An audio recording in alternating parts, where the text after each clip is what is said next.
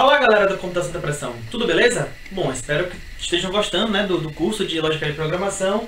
Bom, e hoje nós vamos falar sobre o ambiente de desenvolvimento. Poxa, como é o ambiente de desenvolvimento? Onde é que eu vou programar? Onde é que eu vou desenvolver meus programas? Bom, tudo será abordado na aula de hoje, tanto o ambiente como as etapas da compilação de um código na geração de um programa executável.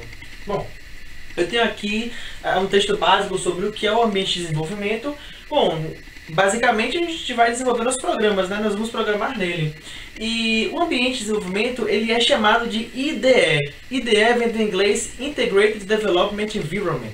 O que significa isso, né? Significa no português ambiente integrado de desenvolvimento. Basicamente isso.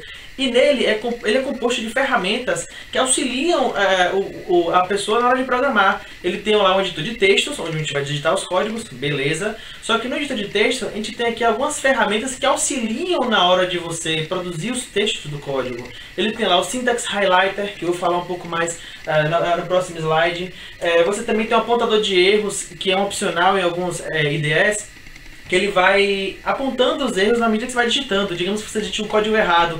Antes mesmo de você compilar e tentar gerar um executável, ele já aponta, olha, tem um erro ali, na tal linha ali, ó, naquela palavra ali, ó, você colocou um caractere errado, você colocou algo que foge da lógica da programação.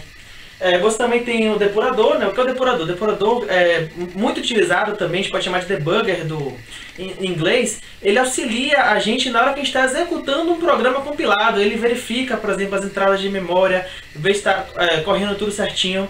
Porque no momento que você está testando um programa, assim que você desenvolve ele, e você executa e acontece um erro tal, ele mostra para você onde aconteceu tal erro, por que aconteceu tal erro.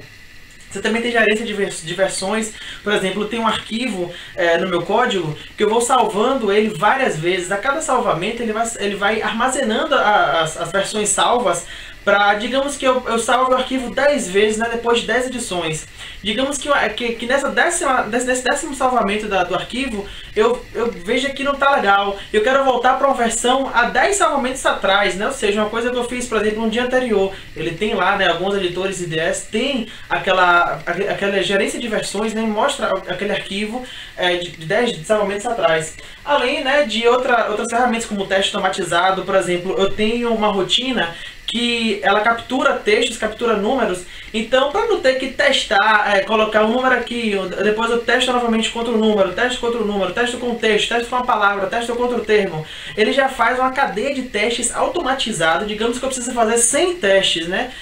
Para eu poder testar com todas as possibilidades possíveis, eu tenho que fazer 100 testes. Eu não vou parar para compilar o programa 100 vezes e testar. Ele vai fazer para mim aquela rotina de teste 100 vezes automaticamente, de forma rápida e de forma segura, apontando qual foram as entradas que deram errado ou se todas deram certo. E o compilador, né, presente na IDE, ela gera o arquivo executável, que é o programa justamente compilado. Falando agora sobre o Syntax Highlighter. O Syntax Highlighter é presente não só em IDEs, mas também em editores de texto. Por exemplo, você não precisa ter um IDE para ter um editor de texto com Syntax Highlighter. Para Windows, por exemplo, você tem o Notepad++, você tem o Sublime. Para Linux, você tem o Gedit, você tem o VI, VIM. Ou seja, o que é um Syntax Highlighter? É um programa, é uma ferramenta do programa que colore o texto de acordo com a classe daquele termo. Por exemplo, olhando esse texto aqui, pode ser que esteja pequeno, não sei, mas esse termo aqui está em roxo, esse aqui está em azul, esse está em preto, esse aqui está em verde, esse está vermelho, esse está laranja. O que significa cada um dessas cores? Por exemplo, essa aqui roxa, só de olhar aqui esse bloco aqui de código, eu já percebi que as palavras roxas elas são palavras reservadas.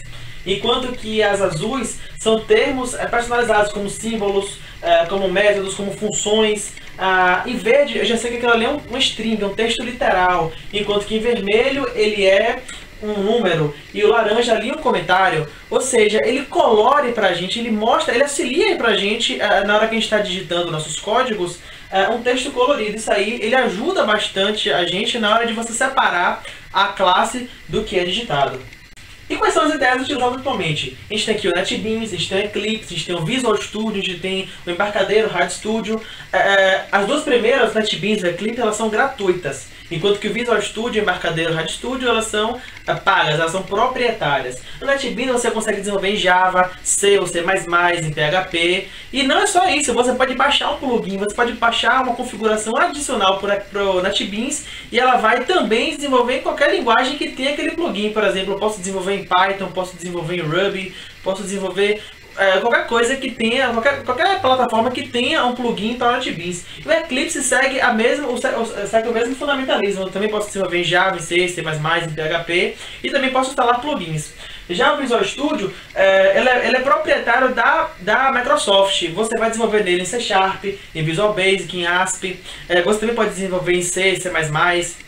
Você pode também desenvolver na plataforma .NET, que é uma plataforma nova integrada da Microsoft. Já o Embarcadero Hard Studio você vai desenvolver em Delphi. A diferença é que você pode desenvolver em Delphi.NET, que é o Delphi lido na web.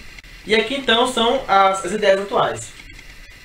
E agora falando mais sobre o compilador em si, né? Sobre o executável compilador, aquele que vai transformar nosso código em programa executável. Bom, a função dele é basicamente o que eu expliquei. Ele vai pegar aquela linguagem, ela vai analisar a linguagem, vai dizer quais são os erros que tem nela, caso haja, e ela vai gerar o arquivo executável caso tudo dê certo. Caso não dê, ela vai apontar os erros, né? E as etapas de compilação? Eu tenho análise léxica, análise sintática, análise semântica, a geração e otimização de código intermediário e a geração do executável em si, que já é a parte final da compilador. Essas três primeiras análises é para verificar se há erros.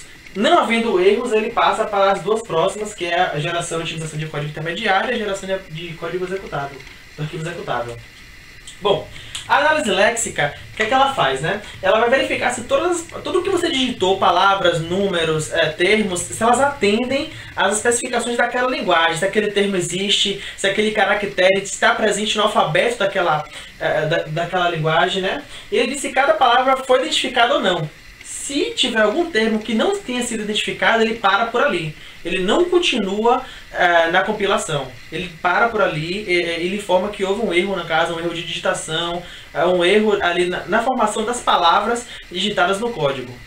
Continuando agora com a análise sintática, a cada palavra que o analisador léxico vai reconhecendo para a gente, que na verdade se transforma em lexema, ou seja, cada lexema que o analisador léxico entrega para o analisador sintático, ele vai verificando se aqueles lexemas eles estão na ordem certa para você formar um bloco de código daquela linguagem. Por exemplo, digamos que na minha linguagem eu tenha um código que, se eu colocar imprimir, dois pontos, colocar um número, colocar um operador matemático, um mais, menos, multiplicado, dividido, depois colocar outro número, ele vai efetuar aquela operação matemática para aquele número. Se eu, por exemplo, colocar imprimir, dois pontos, e colocar primeiro o operador matemático, colocar o mais, para depois o 3, para depois o 4, isso aqui foge da sintaxe da linguagem, ou seja, foge da ordem lógica dos componentes, dos lexemas daquela linguagem digitada.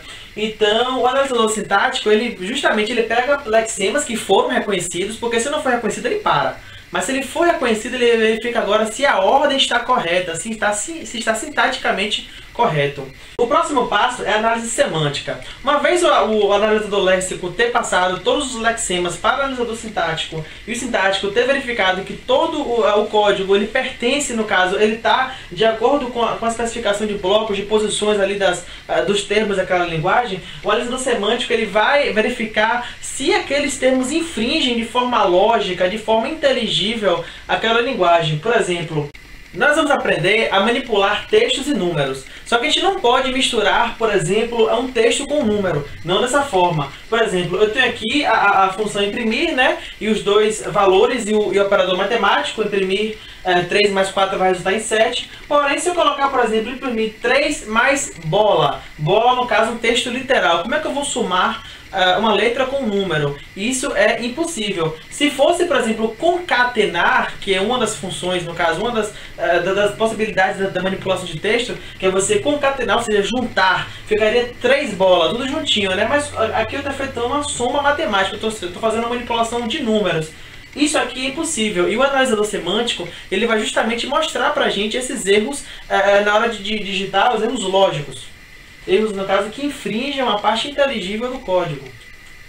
Uma vez o compilador tendo feito as 3 análises léxica, sintática e semântica, ele vai agora passar para a próxima etapa, né, que é a geração e otimização de código intermediário. O que é que ele faz agora? Ele pega o código que você digitou, seja em Pascal, seja em C, seja em qualquer linguagem, ele vai traduzir para um código intermediário, onde ele vai trabalhar por si só com rotinas internas, ou seja, ele vai preparar o código para virar um código de máquina, um código executável no arquivo. Então ele vai trabalhar, ele vai refatorar o código, vai otimizar com estruturas internas, né, do compilador, com rotinas internas também, para poder ficar o melhor código com o melhor desempenho possível e realize a tarefa que você mandou o computador fazer através do código. E por fim, ele gera o arquivo executável, que é justamente o arquivo onde você vai poder mover para qualquer computador e aquele programa será executado, ou seja, o arquivo final.